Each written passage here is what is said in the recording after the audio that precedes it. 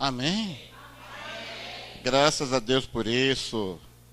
Irmãos, vamos abrir as vossas Bíblias no Salmo 119. Obrigado. Versículo 130.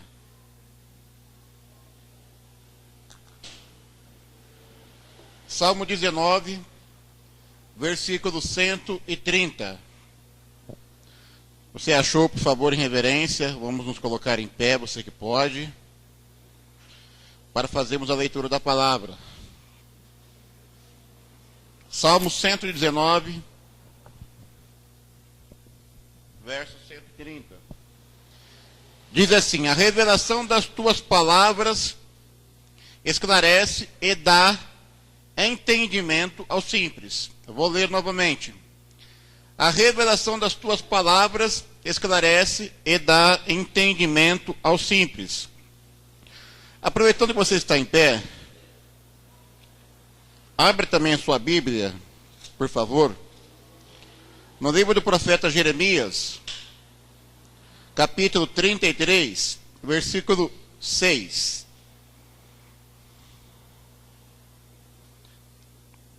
Livro do profeta Jeremias, capítulo 33, versículo 6. Diz assim: eis que lhe trareis a ela saúde e cura, eu os sararei, e lhes revelarei abundância de paz e segurança. Vou ler novamente.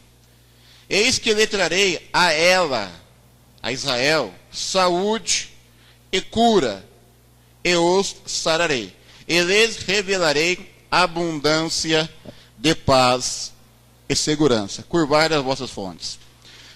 Santo e eterno Deus, nós queremos agora reverenciar a vossa palavra, queremos que o nosso coração já está preparado para recebê-la, e que teu Espírito Santo tenha liberdade para agir, ó Senhor, dando-nos entendimento, e também na autoridade do nome de Cristo Jesus, repreendemos toda a retaliação do mal. Este lugar está consagrado para recepcionar a tua presença. Senhor, fala conosco, no bendito nome de Jesus. E a igreja diz amém. Amém. Podemos assentar. A mensagem que eu quero compartilhar com a igreja hoje, e vou procurar ser bem direto, e eu vou dar um tema a esta palavra desta noite. A palavra da revelação em 3 tempos da vida humana. A palavra da revelação em 3 tempos da vida humana. Nós vemos aqui 2 textos que coincidem a palavra revelação. Palavra da revelação simples, humildes. O que significa a palavra revelação? Nós precisamos entender isso. Segundo algumas pesquisas que eu realizei, eu consegui identificar o seguinte termo para a palavra revelação: a manifestação dos pensamentos de Deus para dar direção à vida humana. Então, palavra revelação, segundo o entendimento religioso, ela tem o seu termo que indica a manifestação dos pensamentos de Deus para a direção da vida humana. Ou seja, a palavra revelação é a direção, é os pensamentos de Deus trazidos no nosso coração para que a nossa vida tenha uma direção. E aonde está esse pensamento? Está contido dentro da Bíblia. Daí então nós passamos a entender a importância de nós constantemente ler a palavra de Deus, porque ela nos traz conselho, ela nos traz direção, ela nos mostra as portas abertas aonde não estão e aonde não existe. Então a palavra da revelação, e a revelação ela é os pensamentos de Deus para dar direção à vida humana. Que bênção, né? É a comunhão das nossas crianças. Deus seja louvado. Pode deixar, meu amor. E dentro de algumas pesquisas que eu realizei, eu consegui identificar que esta palavra, a manifestação do pensamento de Deus, ela normalmente tem 3 tempos da vida humana. Em 3 tempos da vida humana, nós precisamos desta revelação. O primeiro tempo, o que marca a característica do primeiro tempo da revelação da palavra de Deus, é quando nós conhecemos a Deus, a Jesus. E a principal característica deste primeiro período é marcado pela a exposição dos nossos pecados. Porque quando nós temos um encontro com Jesus, normalmente vemos a necessidade de nos arrepender. E nós não vamos saber da necessidade de nos arrepender sem que os nossos pecados, sem que a nossa conduta pecaminosa seja exposta. Não de uma maneira de colocar o dedo no nariz, não de uma maneira de deixar a pessoa magoada, mas de que ela tenha consciência de que o caminho que ela está seguindo é o caminho que vai levar para a perdição, para o inferno. Então, quando a palavra ela é revelada, os pecados são expostos, no sentido que a pessoa saiba que ela está num caminho pecaminoso, perigoso. Então, ouve-se a palavra de Deus. Através da palavra de Deus é exposto os pecados, a conduta pecaminosa, e através da palavra de Deus também é apresentado o caminho que leva até a eternidade. Eu sou o caminho, a vida e a verdade, disse Jesus. Ele é o nosso caminho, Ele é a verdade, Ele é aquele que nos conduz até a Deus, até a vida eterna. Então, normalmente, esse período, do primeiro período, ele é marcado por isso. E quando nós vamos para a Bíblia, nós vemos isso de maneira bem clara. Do povo de Israel, toda vez quando o povo de Israel pecava, Deus levantava um profeta e enviava os profetas lá para revelar os seus pecados, para que por intermédio dessa revelação, esses pecadores se desviassem, se arrependessem e voltassem para o caminho correto.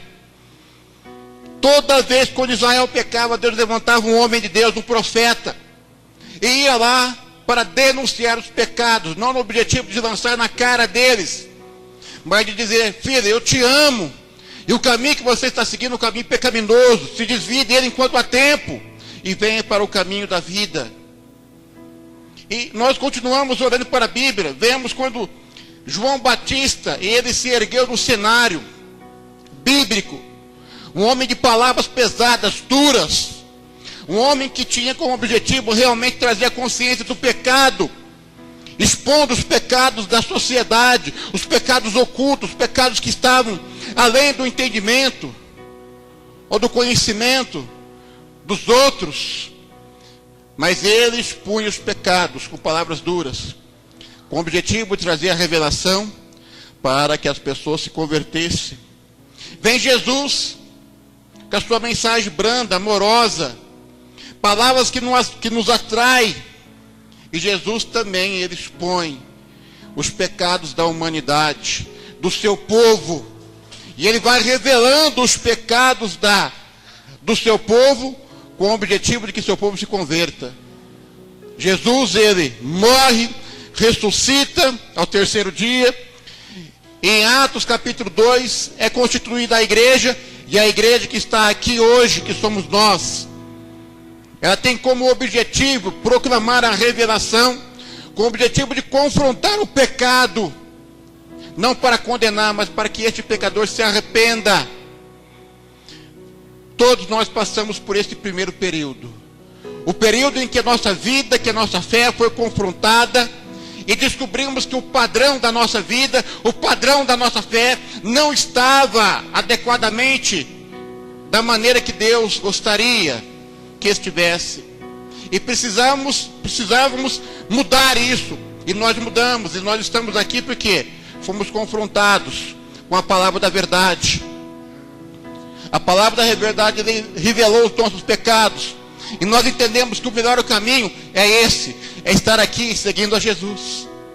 Mas isso não para.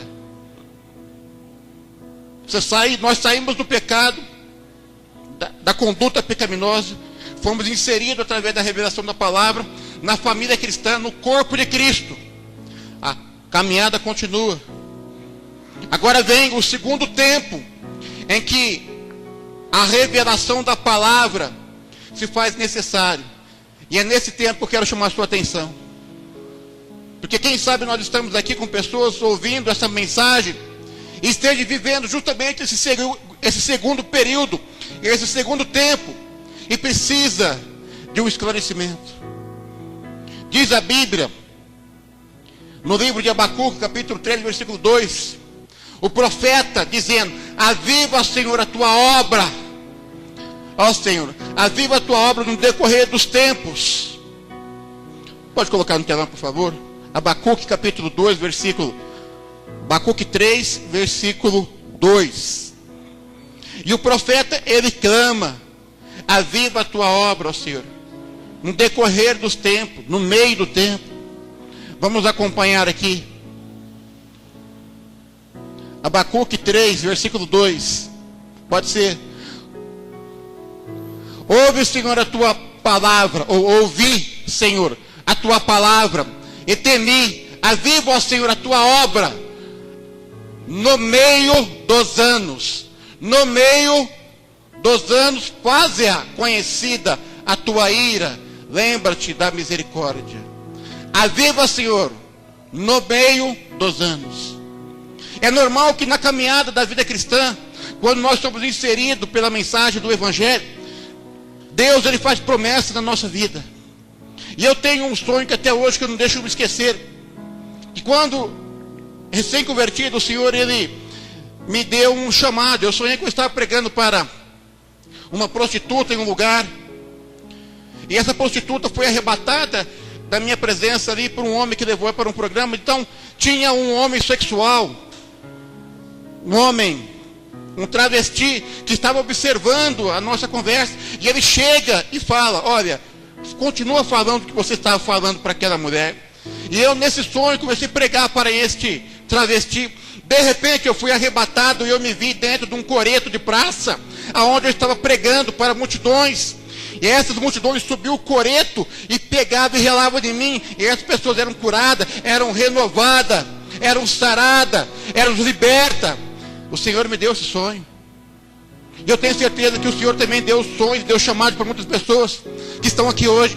Quem sabe no decorrer da sua vida cristã, aconteceu alguma coisa que esfriou esse sonho, que esfriou este sonho do seu coração. E esse período, esse segundo período, ele tem algumas características. Ele se caracteriza por frieza espiritual, por incerteza em relação a Deus, família, igreja, sociedade, insatisfação, e o pior deles, o desânimo.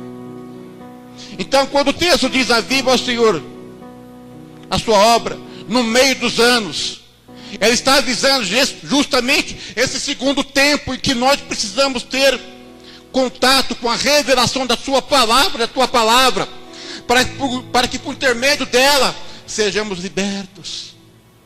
Quem sabe nós temos aqui hoje pessoas que receberam uma palavra, pessoas que quando entrou na igreja trabalhava, não media esforço para estar na casa do Senhor, não media esforço, recebeu talentos, recebeu dons, e devido a esta circunstância de desânimo, de decepção, sabe, nós nos decepcionamos muito com pessoas e nos deixamos apagar os sonhos e os projetos de Deus. Isso não pode acontecer.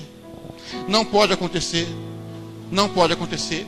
Nós precisamos ser atraídos pela revelação da palavra. E o Senhor Deus está querendo avivar hoje sonhos que foi adormecido por circunstâncias, sonhos que foi paralisado pelo desânimo, sonhos que perdeu o seu foco, porque perdemos o foco de quem nós devemos olhar.